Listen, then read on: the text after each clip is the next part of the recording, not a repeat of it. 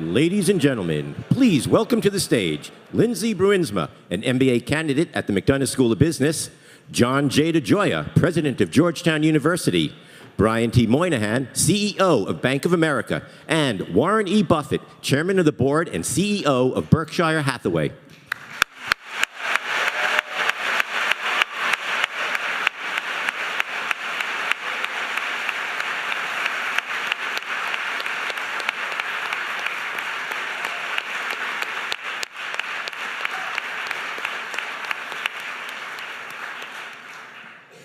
Welcome. Good evening. Thank you all for being here.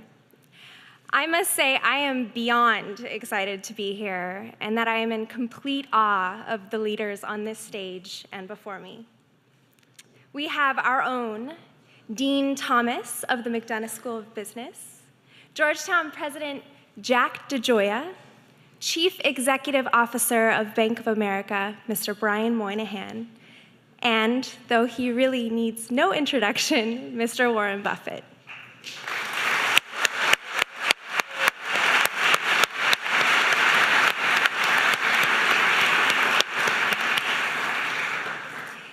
My name is Lindsay Bruinsma. I am a second-year MBA candidate at the Georgetown McDonough School of Business with a focus on global business strategy and cause marketing.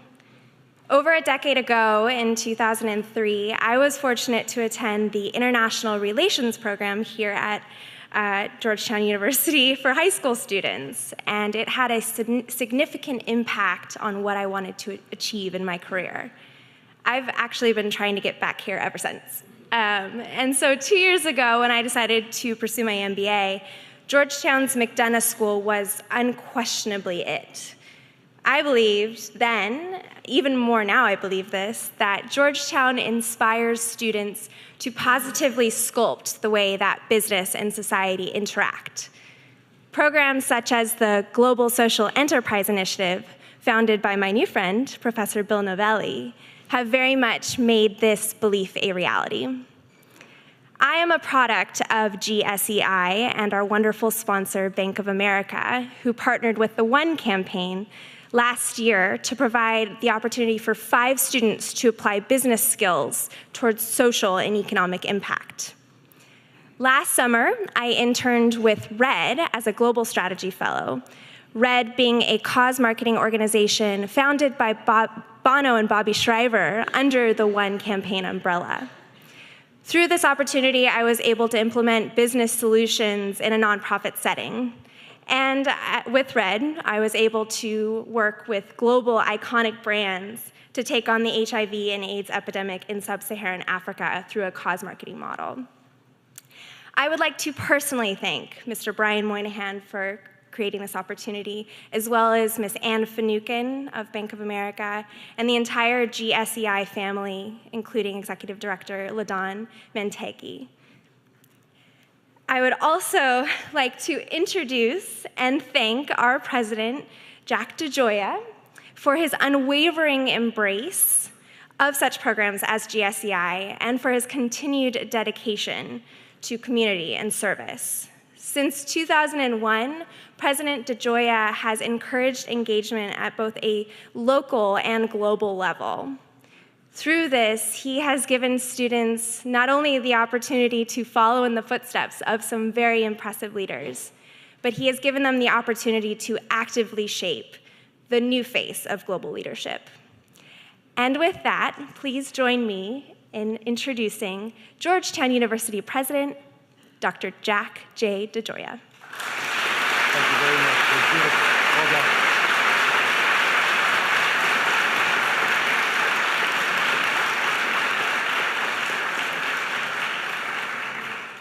Well, thank you very much, Lindsay, for that introduction and for the example that you set through your commitment to social enterprise. We're very proud of you and your fellow students who are engaged in this very important work. Well, it's my pleasure to have this opportunity to welcome you all to Georgetown this evening for a very special conversation between Warren Buffett and Brian Moynihan. We're deeply grateful to them both for sharing their unique experiences and insights with us this evening. I'll have the opportunity to more formally introduce our guests in just a few moments, but first I wish to express my gratitude to some of the individuals who helped to make this evening possible. And I'd like to begin with the Dean of the McDonough School of Business, David Thomas, for his exceptional leadership and for fostering such important initiatives as the Global Social Enterprise Initiative.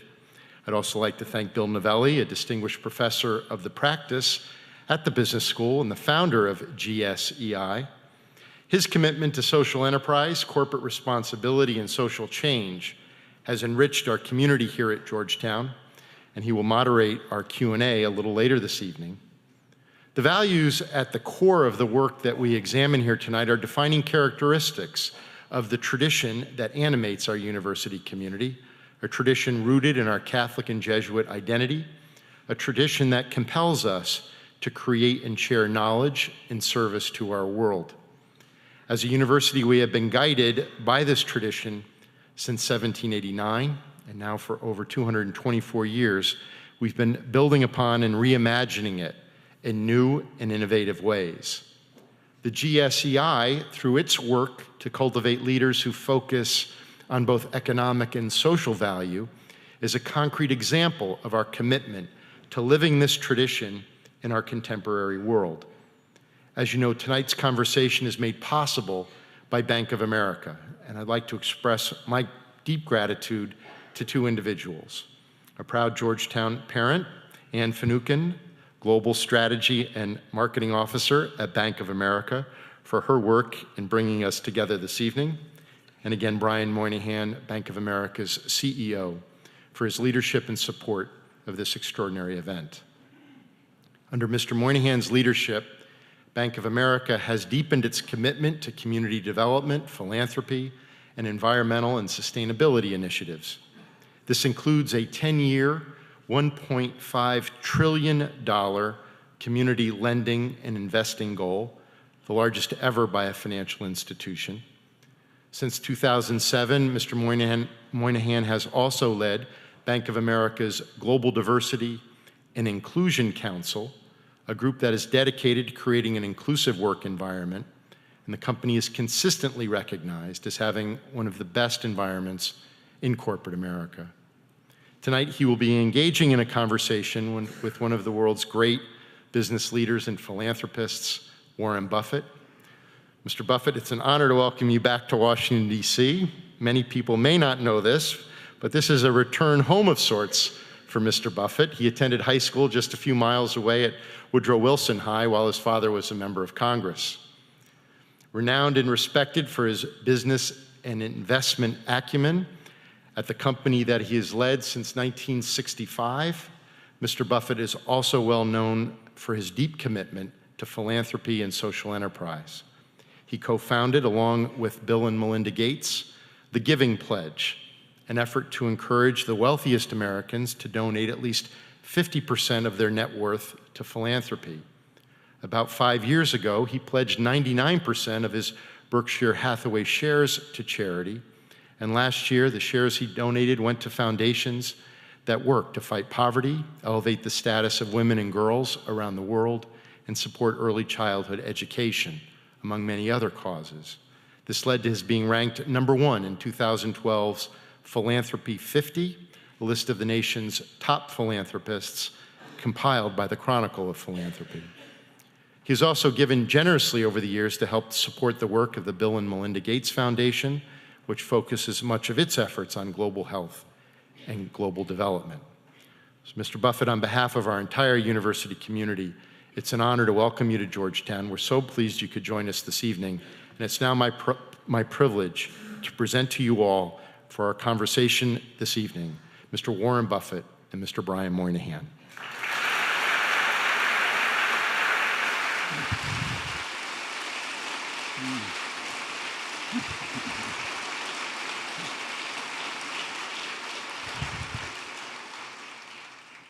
So good evening, Georgetown. It's a pleasure to be here.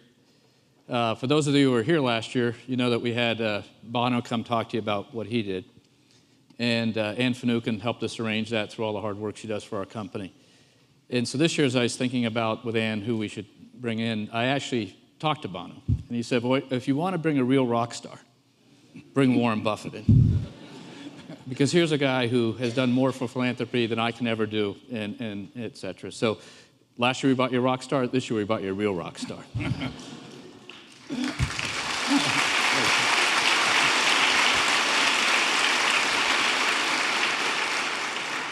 So what we're going to do is I'm going to ask Warren a series of questions over 25, 30 minutes, and then we'll take your questions in the crowd and let the students have a chance to ask Warren about his experiences. And I'm going to start a little bit where the president left off, which is, this is your hometown. This is a part of your hometown. So what are your best memories about being around Georgetown? And Well, I delivered papers at Georgetown Hospital 66 years ago. And I developed this affinity because in the hospital, people tipped. My regular customers, the one that knew me, never tipped. But I would go to the hospital, and one of the things they would do, they would give me cash tips, but they also would tell me if they were a woman that had given birth to a baby that was, we'll say, 8 pounds, 11 ounces, they would whisper that number to me. And the numbers racket was very big in Washington that time, and they felt they were giving me this terribly valuable information, the exact time in which the baby was born or something, and I was supposed to bet on that number in the numbers racket that day. So I have a lot of memories of of Georgetown, and I was here during World War II, which was really a fascinating time to be in Washington, and my dad being in Congress, it was really a window on an extraordinary time in America. And of course, at that time, we were probably more united than at any time in my lifetime about a common goal. I mean, that was the time when people like Bobby Feller and all the athletes, the day the war broke out, went down and enlisted, and people really did voluntarily in a very high percentage play by the rules in terms of gasoline rationing and sugar rationing and meat rationing and all that. And we all bought savings bonds at school to help out the troops. So it was quite a period. well, so somewhere along there you started investing and changed the nature. And I've read stories that you started investing at 13, or whether they're true or not, but somewhere around that. And it was 11. what created the fascination with investing? It took me 5 years. I had to save $120. It took me 5 years to get the $120 to buy a stock, 3 shares of City Service Preferred when I was 11. My dad originally was in the investment business. He really wasn't very interested in it, but I would go down on Saturday morning, and he had these books there in the office, and I read all those, and then I went to the Omaha Public Library, and I read every book on investments in the Omaha Public Library by the time we moved to Washington. And then when we got here, I had the Library of Congress. Did you get through all those? Oh, I read everything, and I just found it fascinating, and incidentally, I find it fascinating today. I mean, it's an activity. If you're a baseball player or something, your legs may go or something. Well, my legs have long gone, but it doesn't make any difference in what I do. So I literally have as much. I always have had fun working, but I have as much fun now as I've ever had in my life. I mean, I work with people I love doing what I love, and it just doesn't get any better than that. Well, the quote is that you tap dance to work every day? I tap dance to work, yeah. And so what makes you do that? Don't ask me to demonstrate, but incidentally, it was nice to get that round of applause at the start, but I've learned that crowds now applaud at the start because I'm 83 and they're not sure I'll be around at the end of the talk. I've shared enough dinners with you know that you have more energy than anybody I know. So let's switch to a little bit on the philanthropy side. So Sure. President DeGioia talked about the Giving Pledge. How did you come up with the idea with Bill, and how are you doing on it? I mean, well, we're doing great. And it was, I don't know, 3 or 4 years ago, Bill and Melinda and I were out in California and talking, and I'm not exactly sure how it came up, but we decided to write David Rockefeller and ask if he would host a dinner in New York for about 16 or 18 people, just to talk about philanthropy. And Oprah Winfrey came, and Mayor Bloomberg was there, and it was a private dinner. And I started having these people talk around the table as to how they developed their philosophy of philanthropy. It must have taken us 2.5 hours or so to get around. I mean, people were really interested in it. So Bill and I were at that dinner. We decided that maybe there would be a possibility of taking this passion which these people had shown and going to other people that had a great deal of money and see if we could develop something where people would pledge at least half their net worth. And we now have about 115 people. I've been dialing for dollars. I call these billionaires up, and sometimes they tell me how they can't do it, and I decided, I tell them I'm going to write a book on how to live on $500 million, because apparently there's this great need. They just can't seem to figure out how to do it, and they need help. But it's been very rewarding, and I received a letter from one woman. She and her husband had over $10 billion, and she sent me a tie. She sent me 2 ties, and she sent me this handwritten note and said that they hadn't really faced it. It's a little like facing your own mortality to some extent, making that plan, and that's tough for people sometimes. And so she and her husband had changed things, and over half of that $10 billion was going to go to philanthropy. They do tend to postpone the decision. So I tell these people I call, the last will is what counts. But I tell them, if I'm talking to some 70-year-old, I say, do you really think your decision-making ability is going to be better when you're 95 with some blonde on your lap, or now? So let's get on board, fellas. And I assume that convinces them maybe the 70-year-old decision's better at that point, right? Well, Bill has done it. Bill has gotten people around the world because he travels more than I do. But what we're hoping is people do pick up on norms. I mean, when I was young, I read about Carnegie and Rockefeller and different people. Bill did too. And you do pick up behavior from those who come before. And we've collected letters from every one of these people. They're up on our website at thegivingpledge.org. And I think they're worth reading. They're pretty remarkable. And of course, what we really want to do is get the younger people, like Mark Zuckerberg's joined us, for example. And he obviously is going to appeal to a much wider group than I would. So we hope it becomes, this gospel of wealth that Andrew Carnegie came up with 100 years or so ago. That's influenced all kinds of people. Well, we've got better stories than that, on these letters. So I just hope it moves. Now, I want to emphasize one thing. Nobody in our group has given away $1 that in any way affects how they live. I mean, I have the much greater admiration, frankly, for the person who drops $5 or $1 in a collection plate on Sunday, where it makes a difference in whether they go take their kids to a movie or whether they go eat out or something of the sort. They are actually giving up something that has utility to them. I am giving up nothing that has utility to me. I have everything in the world I want that can be bought by money. So I have a whole bunch of stock certificates. They have no utility to me, and they can possibly have enormous utility to other people in vaccines or education or all kinds of things. So the people that give up something that actually can have utility to their family and give that to some other person so it has utility to them, those are the people I really think deserve the kudos. But it's still nice to go where the money is. I mean, it's the Willie Sutton approach. So if we can work on polio or something like that, and it takes big contributions, then we want to go after it.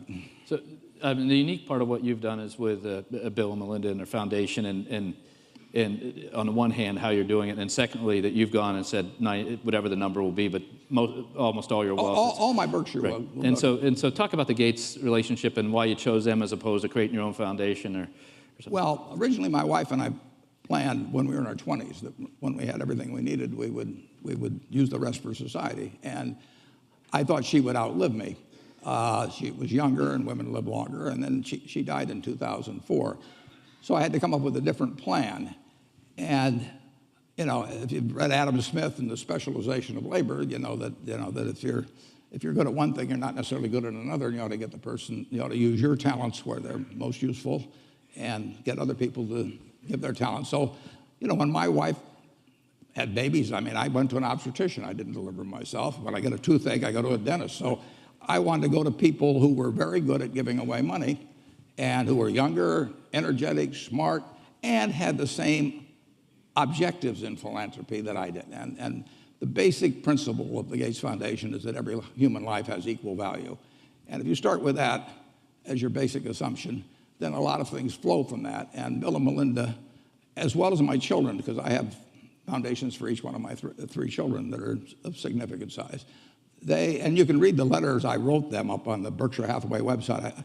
I do not direct them to do anything, but I do tell them to swing for the fences. I tell them if they succeed at everything they do in philanthropy, they're doing the wrong things, right. because the important things are the tough ones, and you're going to fail in some of those. But I have got much younger people, very energetic people, common objectives, and they work for nothing. So that's not a bad deal, Brian. Like, that stretches the money a long way. Right? Yeah, absolutely. And the way I read it is that you require them to actually move the money out the other side. They got to spend it. And when I die, all of the money has to be spent within 10 years after the estate is closed, because I do not think that I can pick out some little great-great-grandchild yet to be born, just because he has the right name of Buffett, or she has the right name, and they will be the best custodians. I mean, there'll be plenty of philanthropists 50 years after I die to take care of the problems of 50 years, but I want the money to get spent promptly, and I don't believe in trying to control things from the grave. I mean, I like to think I can think outside the box, but thinking outside of that particular box.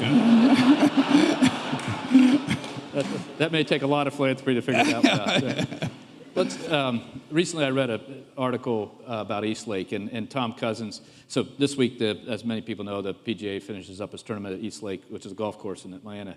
And the story I read about the development is that you've now helped Tom Cousins in the development work he does with communities. Talk a little about that, because that's a little different than this type of thing. Yeah, but it's the same theory of loving to back people who are putting their own time and energy and who are successful into a project that's worthwhile. Tom Cousins is a remarkable man who lives in Atlanta, just extraordinary. And he took this terrible, terrible neighborhood called Eastlake in Atlanta, and against a lot of community opposition, everything, it was crime-ridden, and nobody did it well in school and everything else. And he decided you had to apply a holistic approach to it, and you couldn't just attack this thing or that thing. And so he worked for probably 10 years to develop this entirely new community out of this total disaster. And then Tom and I talked about it, and I said, Tom, everybody's going to say that it can only be done because you're Tom Cousins and you live in Atlanta and you've done this. So he and I and a fellow named Julian Robertson, but primarily Tom, decided to see if we could replicate this in other communities. And it seemed to me that, and Tom, that New Orleans was a great one to do it. I mean, they've been racked by this, like Katrina and everything. So we've taken it to New Orleans, where we've got hundreds of people, and it's mixed income type community. I mean, we do not want to have it with everybody being subsidized. We want to create a new kind of community where people of different races, different economic conditions work together and play together. And it's been successful in New Orleans. We went to Indianapolis. It's been successful there, and we've got about 11 more towns we're working on now. And so Tom Cousins has really come up with something. He had an op-ed in the Wall Street Journal about a week ago describing this, but he's a fantastic human being. And when you get a chance to join forces with somebody that as high quality as that, and energetic and smart, and putting his own funds in it, you just got to jump at the chance. That's good. We'll switch to the economy now. What's going on, and move from philanthropy to the economy, that you create your wealth off of, that you can do these wonderful, great things with. So what do you see in the economy and what you're seeing in your companies, your operating companies, and from an investor's point? Well, our business has come back very well from 5 years ago when the panic hit. And it was a panic like nobody's ever seen. I mean, whatever you think about it, it was worse. I'm dead serious about that. We were right on the edge of the cliff. And fortunately, I give enormous credit to both Ben Bernanke and Hank Paulson and Tim Geithner. And frankly, even though I didn't vote for him, never voted for him, President Bush, I don't know how many of you have studied economics, but in Adam Smith they talk about comparative advantage, and Keynes talked about animal spirits and all those people. But President Bush really came out with the great economic insight of all times, and he did it in 10 words in September of 2008. He went out there from the White House and he said, if money doesn't loosen up, this sucker could go down. And I mean, that goes right up there. Tear down those plaques of Adam Smith. and he backed up. He backed up those fellows, and so we've come back from it. But business has come back. You know, a lot of companies are having record profits, including many of ours, and the American populace as a whole has not come back. I mean, the inequality is getting wider. The Forbes 400, which just came out, showed aggregate wealth for the Forbes 400 of $2 trillion. You go back 20 years and that was 300 billion. So it's up 6 or 7 for one. It's different people to some extent, but this is the top. 300 billion to 2 trillion. And if you read the paper today, you'd have seen that the median income, you know, is the same place it was in terms of real purchasing power from 1989. It hasn't changed. So the inequality is getting wider. The rich are doing extremely well, extraordinarily well. And business is doing well. Business profit margins are terrific compared to the record historically. Business returns on tangible equity are terrific. But most, you know, a great many people in our country, if you take the bottom 20% of households, that's 24 million households or something like that, housing, you know, close to about 60 million people. You know, the top level is $22,000. You know, I don't want to try to live on $22,000 with a couple of kids. So we've got an economy that is delivering $50,000 of GDP per capita, and we've got an awful lot of people that aren't living well. So we have learned how to turn out lots of goods and services, but we haven't learned as well how to have everybody share in the bounty that we have. So how do you think, is that we just got to grow out of it to provide? Well, we're growing. We're growing. Yeah. I mean, if you take even 2% a year, if you think about it, people feel very unhappy with 2% a year, but the population grows 1% a year. So that means 1% per capita real growth. That means in 20 years, a generation, there's a 20% gain in GDP per capita. That's not bad in a generation. But the question is how it gets distributed. Right. But this country will grow. This system works. You know, in my lifetime, I was born in 1930. I was conceived in 1929 because my dad was a stock salesman, and after the crash, he didn't have anything to do. Nobody. So I look back with great fondness on the 1929 crash. But since 1930. Since I was born in 1930, real GDP per capita has increased 6 for 1. Just think of that, 6 for 1. I mean, you went centuries when nothing happened. Right. for people, and this country works. I mean, I consider the luckiest person on a probabilistic basis that ever lived is the baby that's born today in the United States. I mean, it is a fabulous country, and the market system works, all kinds of things. But we do have to, in my view, we have to make sure that everybody participates to a reasonable degree. We don't want equality of results, but we also want a base level that's satisfactory for our people. So you talked about the George Bush's statement, economic statement about it could go down. What do you think the lessons are of the last couple of cycles that you've seen from an investor standpoint? We've got a lot of young kids out there. You've lived through multiple cycles in the 50, 60 years plus you've been investing, 70 years investing. What are the lessons, and what, you know, these are young people, what should they take away? The lessons are that people will continue to make the same mistakes they've made. I mean, humans, and it doesn't correlate to IQ particularly. I mean, when they get greedy, and we had this huge bubble in the most important asset the American public has, housing. I mean, so you had a huge bubble in something that you could borrow heavily against. So you could run a margin account effect on a house instead of stocks, and the conditions got very lax. And so when that bubble popped, but people came into that gradually. When they get fearful, it happens all at once. I mean, when people get scared, they all want to leave at one time. And we had them all want to leave at one time, and that'll happen again. It'll happen with a different set of circumstances, but the human animal will keep behaving pretty much the way it has in the past. So we will have periodic recessions. We'll have an occasional panic, which doesn't all recessions don't come from panics. But the good news is, if you look at the 20th century, in the 20th century, we had 2 world wars, We had the Great Depression. We had the flu epidemic. We had the Cold War. We had the atom bomb, you name it. The Dow Jones average went from 66 to 11,497, with all these terrible things happening supposedly at various times. America works. And when I bought my first stock when I was 11, that was in the spring of 1942. And that was a couple months after Pearl Harbor. And we were getting clobbered in the Pacific at Corregidor and Bataan. I mean, the Death March of Bataan. And in the European theater, the Blitz of England was on. And the Dow was at about 100. But just look at where we are now. I mean, the country really works. The trick is, it seems to me the obligation of a society as prosperous as ours is to figure out how nobody gets left too far behind. Right.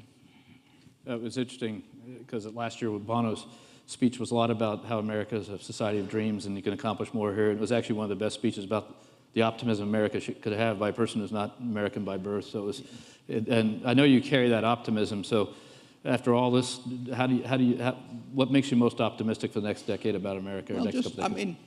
Just imagine, 1789. Just go back just a few hundred years. There wasn't anything here, in this country. And Sir Christopher Wren, I think, that designed St. Paul's Cathedral is buried there, and there's a little plaque there, and it says, if you seek my monument, look about you. Well, I say, in America, if you seek America's monument, look about you. This country has all come about in a few hundred years. We had less than 4 million people, when we became a country. China had 300 million people at that time. Europe had about 75 million. They were just as smart as we were. They worked just as hard as we did. They had natural resources that were similar to ours. And yet we ended up with a quarter of the world's GDP, a few hundred years later. We've got something that works, and we don't want to mess that up. We want to figure out what we do with this abundance better as we go along. But you don't have to worry about the system working. But you will have periodic recessions, and you will have an occasional panic brought on by something that who knows where it comes from. The thing to remember at that time, I wrote an op-ed piece in the New York Times in the fall of 2008, and I said, that the country will come back. It'll go through a big recession and everything, but it'll come back, and it's coming back. So don't ever worry about America. It'll tell you, you're in the right place. So you've been famous for your investment strategy on basically that follows the opposite side of that principle is invest when the chips are down and ride it up. That served you well. So what's your favorite time that you were able to accomplish that, when you caught somebody down and moved up? I always think my favorite time's going to be tomorrow. It's always been fun. And there's a company here in Washington called Geico. And I first got exposed to that in 1950. I was 20 years. I was 19 years. It was 51. I'm sorry. I was 20 years old, and I came down here, and I came down on a Saturday because I'd learned that my professor who I worshiped at Columbia named Ben Graham was the chairman. I got down here and the door was locked. When I went to the building, because it was Saturday, and I pounded on the door, and some janitor let me in, and a marvelous fellow named Lorimer Davidson spent 4 hours with me teaching me all about insurance, and he helped me so much in life. But you're going to get help by some wonderful people in life. It's a great thing to remember later on when you get to be my age, that all the help you've received from different people, because nobody does it alone. Obama got in trouble when he said that in the campaign, that nobody does it by themselves. Nobody does do it by themselves. We all sit in the shade of trees that were planted by others. So it's obligatory, I think, to plant a few trees ourselves if we've had good luck. It's been a great ride, but it's not over. So when did you actually buy Geico? When did you invest in Geico the first time? Geico I bought. I met Lorimer Davidson when I was finishing up at Columbia, and then I started selling securities when I got out. And I went out to my Aunt Alice, and my Aunt Alice would have bought anything from me. And so she bought 100 shares of Government Employees Insurance. It was the first stock I ever sold. And then a lot of years passed, and Mr. Davidson was very kind to me in a variety of ways. But I went in different directions. And then in 1976, the company got in big trouble because they miscalculated their reserves, and they were going broke. And so I came back here, and I bought a third of the company in the market in a very short period of time. And then in 1995, by now our third had become a half because they'd repurchased their shares. And I went out to see Mr. Davidson, who was out in Bethesda. He was 96 or 97. And he had a bunch of stock in Geico with no cost basis because he'd held it forever. And I said, Davey, if I make an offer for this company for cash, you're going to pay a big tax. And of course, if you die with the stock, you don't have that tax and you get a stepped up basis. So I'm not going to make this offer unless it's all right with you. And he said to me, he said, Warren, he said, I've hoped for this all my life. And so we bought the rest of the company. He was a great man. That's terrific. Well, let's turn it over to some student questions. So they're going to put a microphone out here, and we'll have you queue up and let you have questions for Warren or.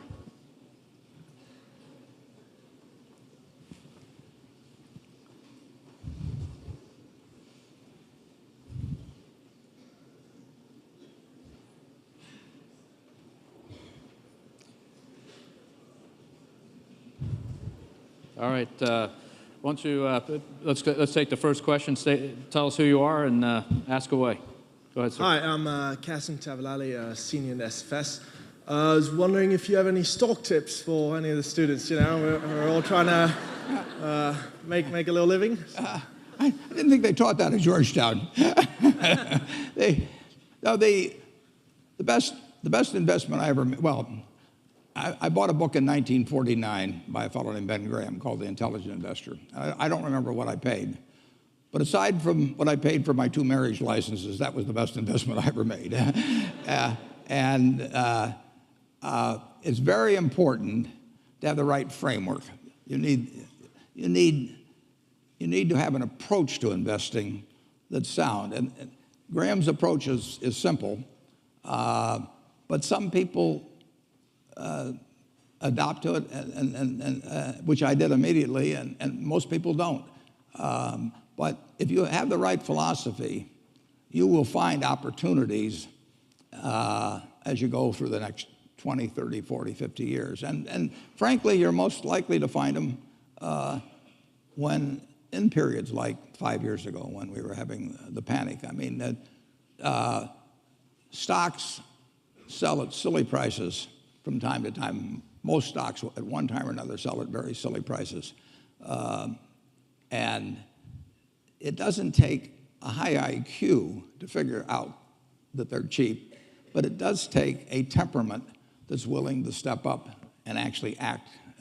I tell people, if they're going in the investment business, if you got 160 IQ, sell 30 points to somebody else because you won't need it. I mean, I mean, I figured out very early, you don't have to be that smart in this business, which is fortunate, but you do have to have the right temperament. And you have to be able to ignore what other people are saying and simply look at the facts and decide, is this stock which is selling at X worth 2X? And occasionally you'll find things like that. And when you don't find them, you don't do anything. So that's my generalized stock tip, no names.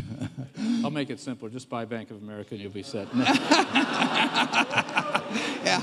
It worked all right for him. Yeah, that's right. That's right. The next question. Sir. Good afternoon. My name is Nicholas Walker. I'm a sophomore in the SFS as well. So, Mr. Buffett, in the past you invested in China, South Korea, and Israel. And recently you partnered with 3G Capital and Jorge Paulo Lemann from Brazil over for the Heinz deal. Does this mean, are you tempted to venture into the Brazil market next?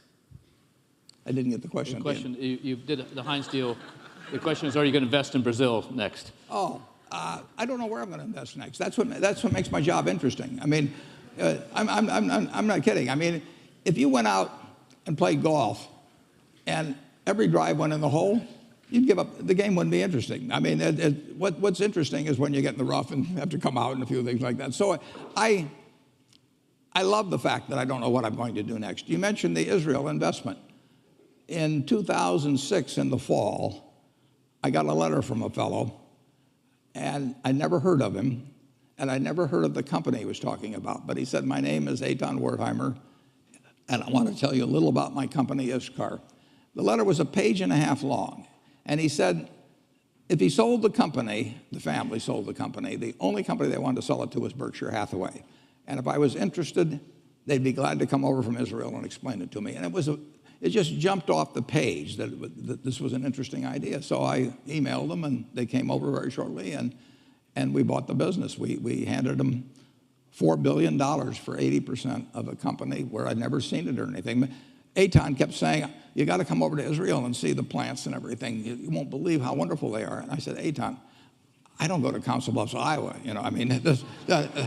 I am doing fine in Omaha. And he said, no, you got to see it. I said, no, I don't. I said, we can make a deal without seeing it. He said, well, if you buy the company, will you come and see it?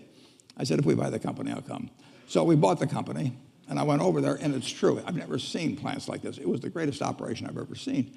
And Eitan said to me, he said, that's why I want you to come over to see these things. I said, listen, Eitan, if I'd come and seen them, I'd have paid more money.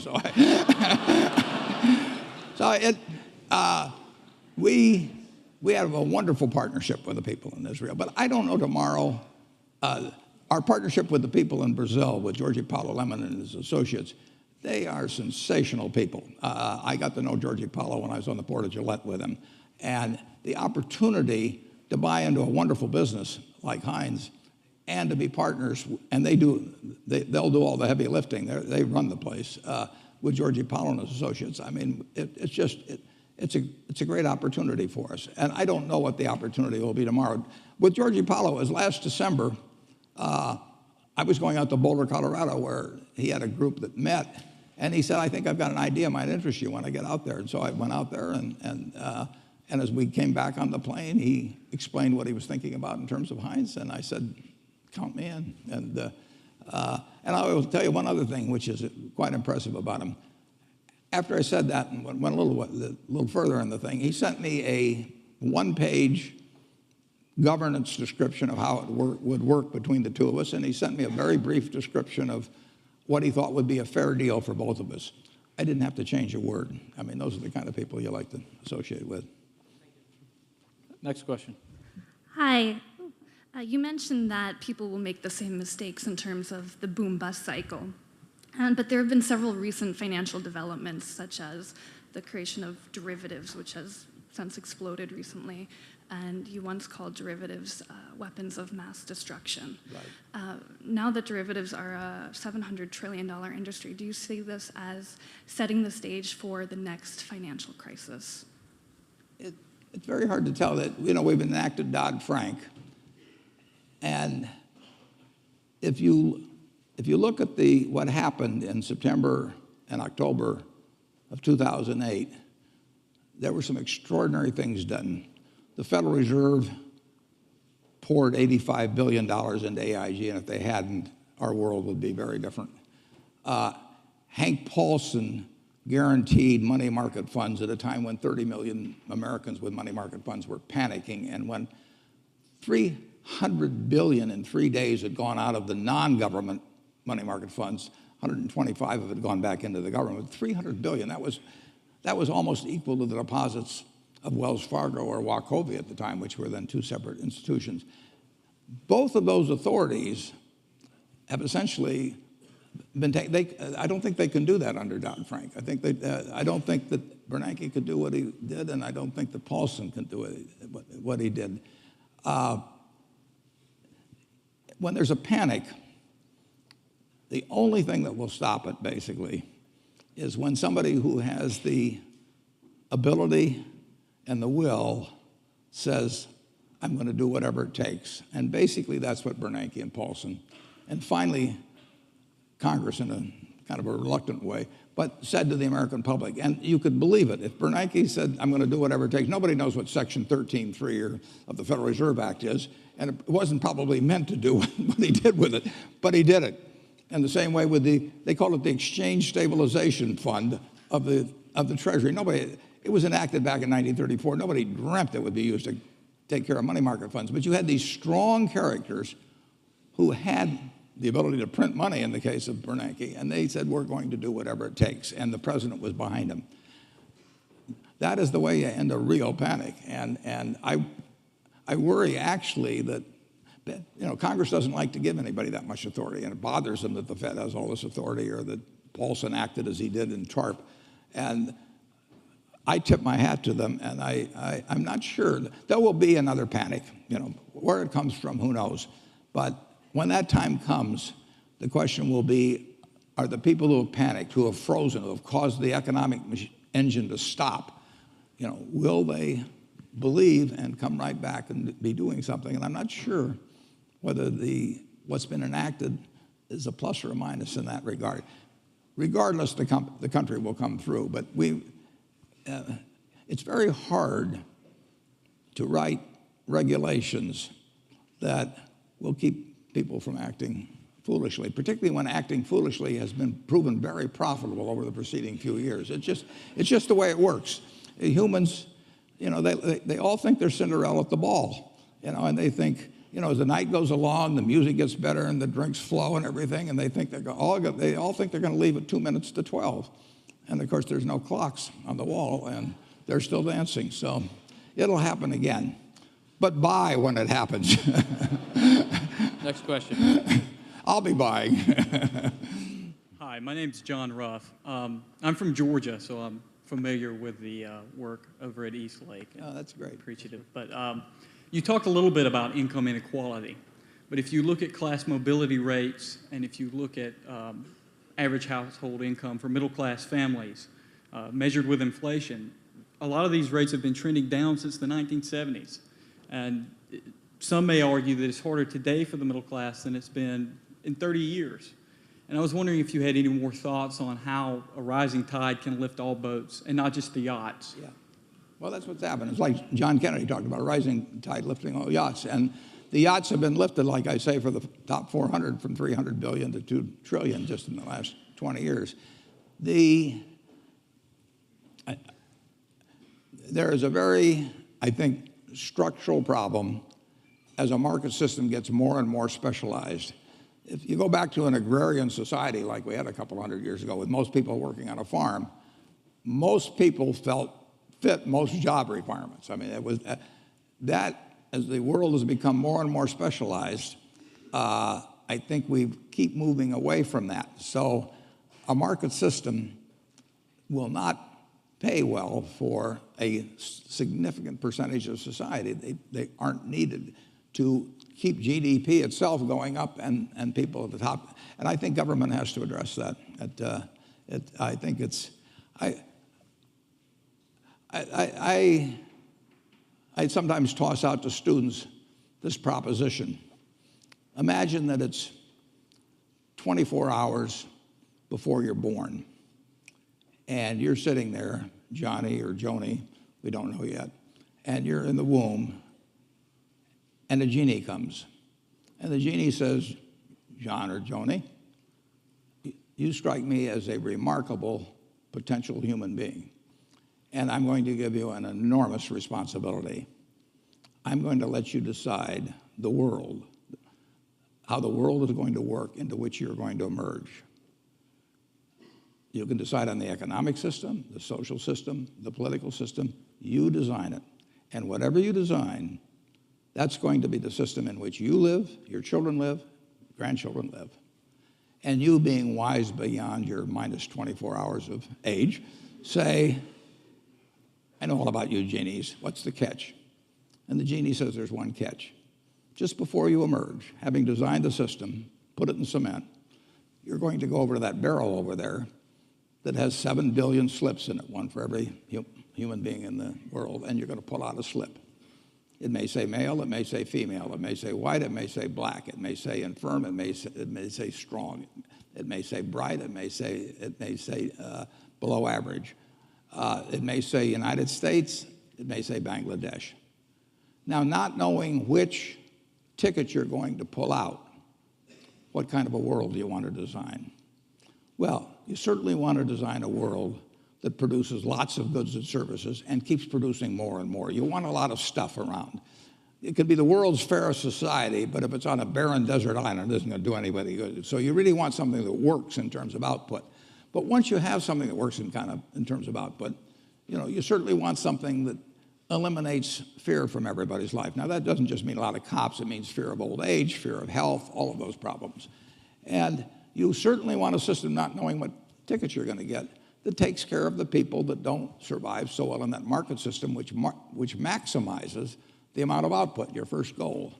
And I think we've done a wonderful job at the first stage. We have learned how to turn out lots of stuff. We have not thought as much, although we've thought a fair amount. I mean, when Social Security came in and all of that, I mean, this country has developed in terms of thinking about how a rich family should behave. But we have not, I think we are in the stage where we need to focus more on making sure that the people who get the bad tickets do better than they are. And, you know, we said that blacks were 3/5 or slaves were 3/5 of a person back when we started. And said, you know, we said all men are created equal in 1776, and in 1789 we said blacks are 3/5 of a person. You know, we not only said all men are created equal, but in the Gettysburg Address, you know, Lincoln repeated it. It was 1920 before we passed the 19th Amendment for women. So we treated women as an essentially different class for all those years. So I think we've gone significantly in the right direction in terms of behaving better as a society, and I think we've gone terrifically in the right direction in terms of turning out lots of stuff. But I think we have to address the question of how do you treat the people that are left behind in a system that maximizes the output of goods and services. And that can only come through government. Next question. Good evening. My name is James Fishback. I'm in the School of Foreign Service, first year. It's no doubt that you're an outspoken fan of Ben Bernanke, but he's going to be stepping down in January of next year. Whomever takes over the position, do you think that they should continue the Fed's controversial buyback program, and if so, for how long? Well, I think they should take Bernanke's approach, which he says he's going to keep doing it until he sees more improvement in the economy. And I think he's been mildly disappointed, not hugely disappointed, but mildly disappointed in the rate of improvement in the economy in the last few years, and therefore, just the other day, he said he's going to extend it further until he sees it. So he's not prejudging exactly when it's going to happen. He's telling you the conditions under which he'll change, and the economy is getting better. We are in an experiment which hasn't really been tried before. I mean, Fed has a $3.5 trillion balance sheet, and buying securities is usually easier than selling securities, as sometimes people find out. So we don't know how this game plays out. And just the announcement, whenever it was a few months ago, or the hint that tapering was going to occur, that had some significant market reactions, probably 100 basis points or so in the 10-year. And what will happen when they actually, if they actually try to deleverage the Fed? I mean, what has happened is the American public deleveraged and the government leveraged up through the Fed.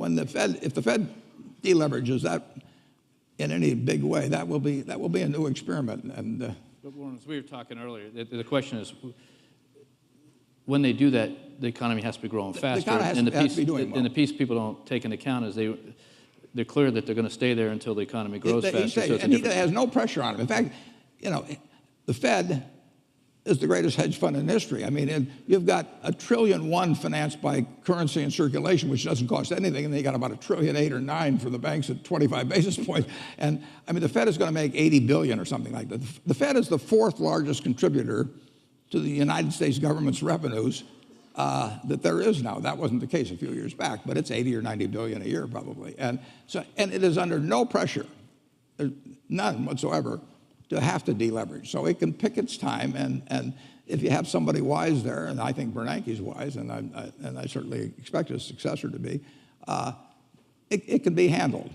But it is something that's never quite been done on this scale. It'll be interesting to watch. No, it will be, and we've seen the lesson in the market moving ahead and back just based on the last 30 days. So I think we're going to take one more question, and then Thank you so much. from the next student. Hi, Mr. Warren Buffett. My name is Xue Li, and I'm from China. I'm currently a graduate student in Georgetown. My friend, Dennis Zhao, and we are both a very big fan of you and your friend Charlie. And we read his book, which is very interesting. He had this whole system of criteria on how to evaluate a company. it's all very confusing, but he said that Warren and I are always staying away from the industries we don't know. So you have candies, railways, and Coca-Cola. But now the world is changing, and we are living in a new era. The business models are changing. The B2C platforms, everybody is shopping online. Maybe in a few years, everyone is going to pay with their iPhones, and Bank of America no longer issues credit cards. So non-profit is a new model, and so what's a dinosaur like me going to do? Yeah. Yeah, there are just so many things you don't know about. He'll take out his flip phone and show you, so he's not going to be one. This is my new one. What? I just turned in the one Alexander Graham Bell gave me. But,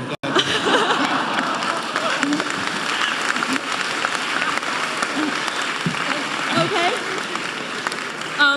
So the question is, the business models are changing, the world are changing. The new technology, they're changing everything. There's no way you can just stay out of it and stay with the traditional.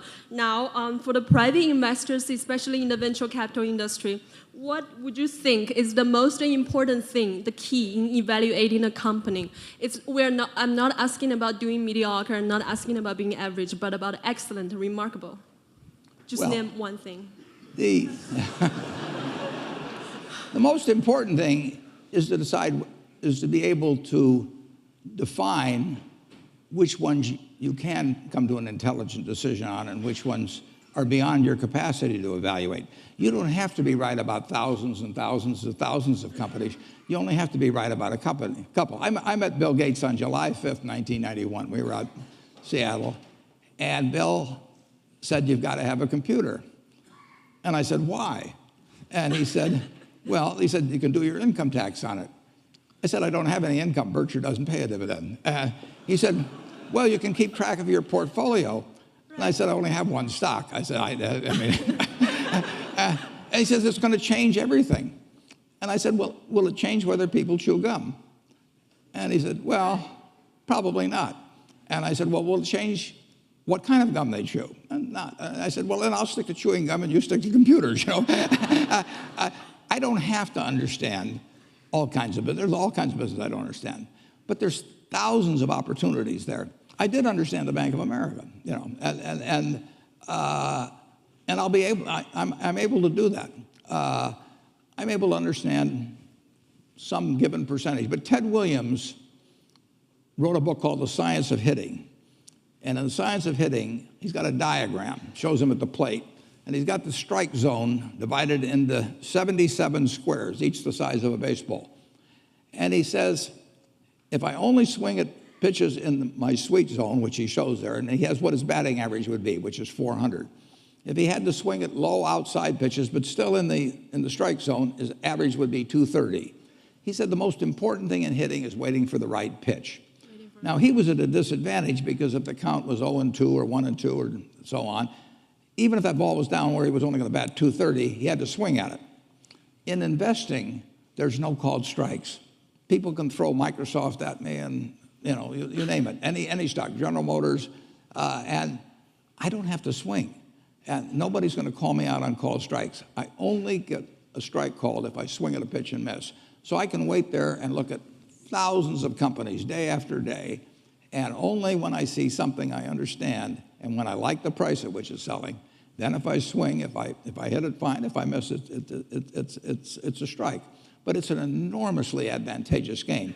And it's a terrible mistake to think you have to have an opinion on everything. You only have to have an opinion on a few things. In fact, I've told students, if when they got out of school, they got a punch card with 20 punches on it, and that's all the investment decisions they got to make in their entire life, they would get very rich because they would think very hard about each one.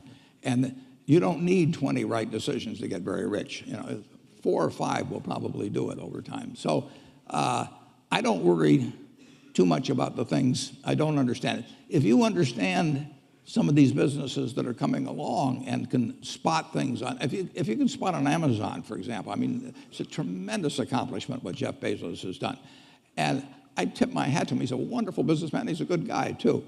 But could I have anticipated that he would be the success and 10 others wouldn't be? I'm not good enough to do that. But fortunately, I don't have to. You know, I don't have to form an opinion on Amazon. And I did form an opinion on the Bank of America, and I form an opinion on Coca-Cola.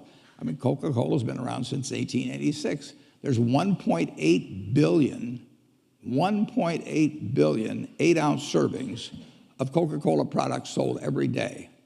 Now, if you take 1 penny and get 1 penny extra, that's $18 million a day. And 18 million times 365 is 7 billion, 3 less 730 billion, or $6,570,000,000. So annually, $6,570,000,000 from 1 penny. Do you think Coca-Cola is worth a penny more than, Joe's Cola? I think so. So, and I've got about 127 years of history that would indicate it. So those are the kind of decisions I like to make. And you may have an entirely different field of expertise than I would have, and probably much more up to date in terms of the kind of businesses that we're seeing evolve. And you can get very rich if you just understand a few of them and understand their future. But fortunately, I don't have to. I mean, if we go into Heinz, and I look at people pouring ketchup on, hamburgers and potatoes, I don't think it's going to change. And the nice thing about it, some products travel. Some products don't travel. Candy bars don't travel well. I mean, if you look at the Cadbury bars in England, they don't sell well here. And if you look at the Hershey bars here, they don't sell as well someplace else. Soft drinks travel, and ketchup travels. I like products that travel. Well, thank you. Okay. Thank you, Warren.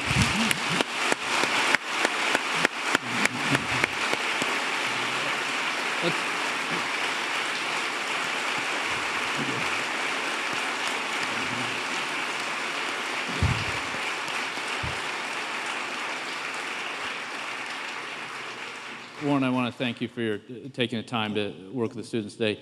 And I think for all the students out there, just think about this. This is a person who, with a passion he still has at 83 to make that right investment decision. But importantly, what we talked a lot earlier about is the ability to try to do something with all that wealth that will help a pretty near-term set of goals in society. And I think you will find very few people in the world have been able to do both things so well as Warren Buffett has, and there's a lesson to learn for all of us from that. So thank you for spending the time. Thank you.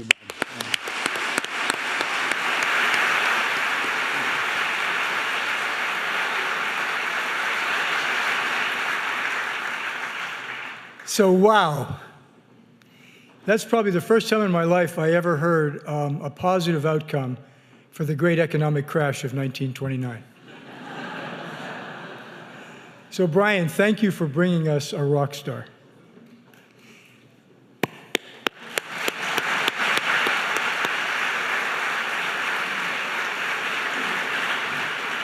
We just heard a terrific conversation, a terrific discussion about economic impact and social impact and how the two fit together. And before this conversation, Brian Moynihan had a session with some of our business students in which he talked about community lending, philanthropy, he talked about environmental initiatives, and he talked about how they are good business as well as good for society. And this is the right place. Georgetown is the right place for that. Our president, Jack DeGioia, he talks about global human development. And the dean of our business school, David Thomas, he talks about being in service to business and society. And that's why our Global Social Enterprise Initiative is flourishing and why it's in the right place. Our organization, the Global Social Enterprise Initiative, is driven by students. In fact, it was started by students. There's a student here, I should say an alumnus here, I don't know where he is, Rahul Pasarnikar, who flew in. He's a McKinsey executive. He flew in just for this conversation.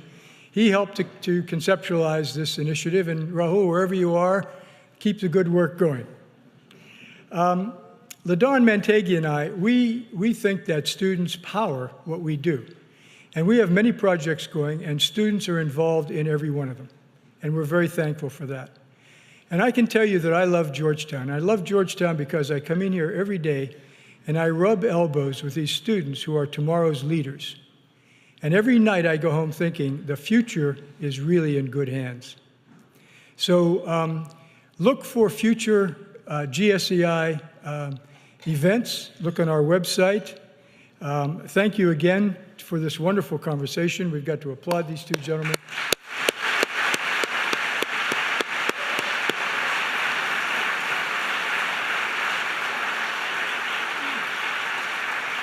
I'm sorry that not every student got to ask a question, but there's always email. And would you please let the first two rows leave because there are some security issues involved. Thank you very much.